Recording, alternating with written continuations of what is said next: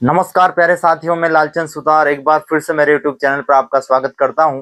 आज के इस वीडियो में हम बात करेंगे कि आरपीएससी फर्स्ट ग्रेड की रणनीति आपकी क्या होनी चाहिए, क्योंकि अब आपके पास में बहुत ही कम समय बचा है। अब इन अंतिम दिनों में आपको किस प्रकार से पढ़ना चाहिए और क्या आपको पढ़ना चाहिए, उन तमाम बातों पर इस वीडियो में चर्चा करेंगे। देखिएगा मित्रों, आपका जो एग्जाम है वो 23 जून से 6 जुलाई के मध्य में होने वाला है, यानी कि 2.5 महीने का समय आपके पास में है। अब इन 2.5 महीनों में आपको क्या पढ़ना चाहिए कि आप जो है एक अच्छे मार्क्स उसमें ला पाओ और अपनी सफलता को सुनिश्चित कर सको। तो देखिएगा मित्रों, अब आपको नया पढ़ने की आवश्यकता बिल्कुल भी नहीं है। जो अभी तक आप पढ़ रहे थे, जो आपने अभी तक कवर किया है, उसी को अब रिवाइज करने का समय है। तो आपको अधिक से अधिक रिवाइज करने पे ध्यान देना चाहिए। अब आपका जीके का पार्ट और इसके अलावा रीजनिंग का पार्ट, इंग्लिश का पार्ट, गणित का पार्ट है, हिस्ट्री का पार्ट है, ये सभी जो है फर्स्ट पेपर के अंदर आएंगे। तो उसमें जैसे 75 प्रश्न आने वाले हैं, तो 75 में से 75 प्रश्न आपको जो है करके नहीं आने हैं। अगर आपने तैयारी की है और वास्तव में आपको सिलेक्शन लेना है, तो याद रखना है कि आपका जो फर्स्ट पेपर है वो आपके सिलेक्शन में बहुत महत्वपूर्ण जो है होने वाला है। तो उस पेपर को आपको जो है किसी भी कंडीशन पे बिगाड़ना नहीं है। ऐसा ना हो कि आप इतने प्रश्न करके आ जाओ कि बाद में पता लगे कि माइनस मार्किंग में बहुत कम आपका स्कोर हो गया है।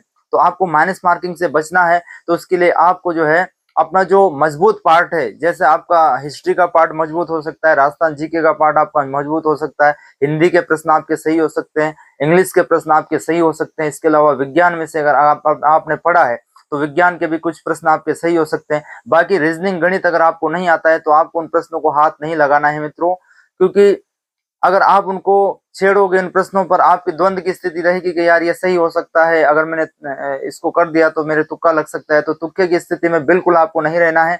आपको वही प्रश्न हल करना है जो आपको 101% आता है कि हाँ मैं श्योर हूँ, ये प्रश्न अगर मैं करता हूँ तो इससे मेरे को मार्क्स मिल जाएंगे। तो आपको वही प्रश्न जो है हल करना है। इसके अलावा एक और बात मैं आपको कहना चाहूंगा कि अब आपके पास में जो है जैसे समय कम बचा है, तो प्रेशर आपके पास में बहुत रहेगा। अब आपको डर सा लगने लगेगा कि यार मेरे को तो बिल्कुल याद नहीं है, अब मैं जो है एग्जाम में कैसे कवर कर पाऊंगा इतने क्वेश्चन को, मैंने तो यही नहीं पढ़ा, मैंने तो वो नहीं पढ़ा। तो आपको मित्रों तनाव से दूर रहने की आवश्यकता है। मन में ऐसा सोच के चलना है कि मैंने पूरा पढ़ दिया है, मुझे सब याद है और मैं एग्जाम को जो है अच्छे से दे लूंगा और मैं जो अपनी सफलता उसमें से ले लूंगा। तो आपको बिल्कुल भी डरने की आवश्यकता नहीं है। आपने जितना पढ़ा है उसी को रिवाइज करने की आवश्यकता है, क्योंकि मित्रों वैसे भी कट ऑफ जो है बहुत कम जाती है फर्स्ट ग्रेड में। क्योंकि फर्स्ट ग्रेड में जीके का जो पहला प्रश्न पत्र होता है जिसमें सारी चीजें जो है शामिल है 75 प्रश्नों में, तो वो अच्छे अच्छे जो है विद्यार्थी कवर नहीं कर पाते हैं। तो एक तो वो जो है अपना कट ऑफ कम जाने का कारण है। इसके अलावा क्वेश्चनों का जो लेवल होता है, स्तर होता है, बहुत हाई होता है। तो ऐसे में वही प्रश्न जो है आपको करने चाहिए जो आपको आ रहे हैं। ये मेरा आपको एक सुझाव रहेगा। और मित्रों एक और बात कहता हूं कि जैसे आपके पास में जैसे 2 से 2.5 महीने का अब ये समय बचा है, तो 2 से 2.5 महीने में आपको जो है पूरा पेपर पर आधारित टेस्ट देने की जरूरत है। पूरा पेपर पर आधारित अगर आप टेस्ट दोगे तो आपका मूल्यांकन हो जाएगा कि आपकी कमियां क्या क्या है, और आप उन कमियों को दूर करते हो। और जैसे आपको लग रहा है कि जैसे मैं राजस्थान का हिस्ट्री पढ़ रहा हूँ या फिर इंडिया की हिस्ट्री पढ़ रहा हूँ, जैसे कोई सा भी आपका एक टॉपिक है, जैसे मैं मुगल काल पढ़ रहा हूँ, तो मुगल काल से संबंधित आपको एमसीक्यू हल करना है। अब उसमें से आप देखिएगा कि मेरे को ये प्रश्न नहीं आ रहा है, तो उसी को आप दोबारा से उस टॉपिक को देखिए कि मेरे को ये क्वेश्चन क्यों नहीं आया, मैंने इसमें से क्या नहीं पढ़ा। तो अब आपको जो है एमसीक्यू प्लस पूरे सिलेबस पर आधारित टेस्ट देने की भी एक आवश्यकता है, क्योंकि अब आपको नया पढ़ने की बजाय जो है रिवाइज करके और टेस्ट देने पर ज्यादा जोर देना चाहिए। ये मेरा आपको एक सुझाव रहेगा।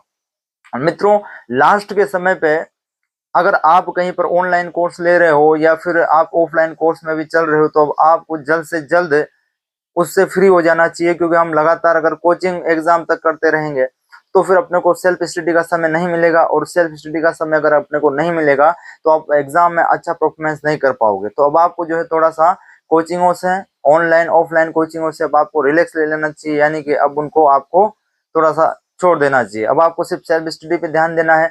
रूम पर बैठ करके पढ़िए, लाइब्रेरी में बैठ करके पढ़िए, मगर अब आपको जो है अच्छे से रिवाइज पर और क्वेश्चन पेपर लगाने पर ध्यान देना चाहिए। और अपने समय को थोड़ा सा बढ़ाइए, पढ़ाई के समय को अब आपको बढ़ाने की आवश्यकता है। जैसे आप पहले 12 घंटे पढ़ रहे थे, तो अब आपको 15-16 घंटे पढ़ने की आवश्यकता है। जो पहले 14 घंटे पढ़ रहा था उसको भी 15-16 घंटे पढ़ने की आवश्यकता है। तो अब आपका ये अंतिम समय जो है 2.5 महीने का, ये आपको इतने अच्छे से पढ़ाई करना है कि आप अपनी सफलता सुनिश्चित कर सको। कभी भी एक बात ध्यान रखना मित्रों, नेगेटिव लोगों की बातों में नहीं आना है। बहुत सारे कहते हैं कि अरे इसमें नहीं हो पाएगा, छोड़ दे, अब सेकंड ग्रेड की तैयारी में लग जा, क्योंकि इसका तो एग्जाम का टाइम बहुत नजदीक आने वाला है, इसमें तो इतना इतना कवर नहीं करा हमने। ये बिल्कुल आपको नकारात्मकता नहीं रखनी है। जब तक आप में हौसला है, अब आप उस एग्जाम को बिल्कुल जो है सफलता सुनिश्चित उस एग्जाम में आप कर पाओगे, अगर आप में हौसला है। समय कभी मायने नहीं रखता है कि किसने कितना समय पढ़ा। जैसे कोई 2 साल से भी पढ़ता हुआ आया है, और अगर वो वहां पे वो जो समय होता है एग्जाम का, चाहे वो अपने पास में 3 घंटे का समय हो या 2 घंटे का समय हो अपने पास एग्जाम में, अगर वो वहां पे अच्छा नहीं कर पाया तो उसकी सालों की जो मेहनत है वो कुछ भी काम नहीं आई। और जो व्यक्ति 2 महीने पढ़ करके अगर वहां पे अच्छा परफॉर्मेंस करके आ गया और वो सिलेक्शन ले लिया, तो उसके वो 2 महीने भी जो है काम में आ जाते हैं। तो ये मायने नहीं रखता है कि कोई कितने सालों से पढ़ रहा है, वो मायने ये रखता है कि वो एग्जाम हॉल में कैसा प्रदर्शन करके आया है। तो ये मैं आपको सुझाव दूंगा कि एग्जाम हॉल में आपको एक तो डरना नहीं है, इसके अलावा 2 से ढाई महीने जो है आपको रिवाइज पर और टेस्ट पेपर देने पे जो है पूरा फोकस करना है।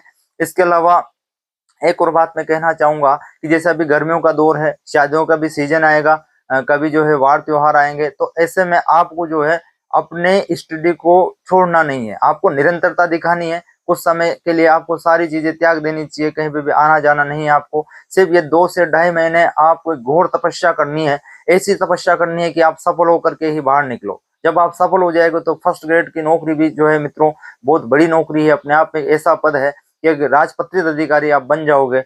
और 4800 ग्रेड पे की वो नौकरी है, तो ऐसी नौकरी को आपको नहीं छोड़ना चाहिए, आपको उसको प्राप्त करने में पूरा दम लगा देना चाहिए मित्रों। यही मेरा आपको एक सुझाव रहेगा।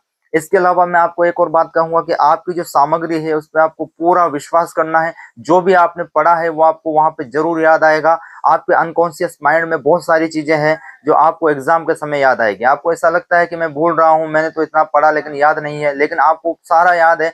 जब आप एग्जाम हॉल में जब क्वेश्चन को हल करोगे तो आपने जो भी पढ़ा है वो आपके अनकॉन्शियस माइंड से अपनी चेतना शक्ति में जो है वो जरूर आएगा, और आप जो इस क्वेश्चन का जवाब अच्छे से दोगे। और इसके अलावा आपको एग्जाम देते समय बिल्कुल भी डरना नहीं है। सारे प्रश्न जो है आपको अच्छे से पढ़ना है, उनको 1 बाय 1 अच्छे से पढ़ करके आपको सोल्व करना है। ऐसा नहीं हो कि जल्दबाजी में आप सरल प्रश्नों को गलत कर जाओ। सरल प्रश्न अपने गलत होने का मतलब है कि हम काफी पीछे चले जाएंगे, हम उस कंपटीशन की दौड़ में काफी पीछे चले जाएंगे, क्योंकि सरल प्रश्न जो है गलत नहीं होने चाहिए।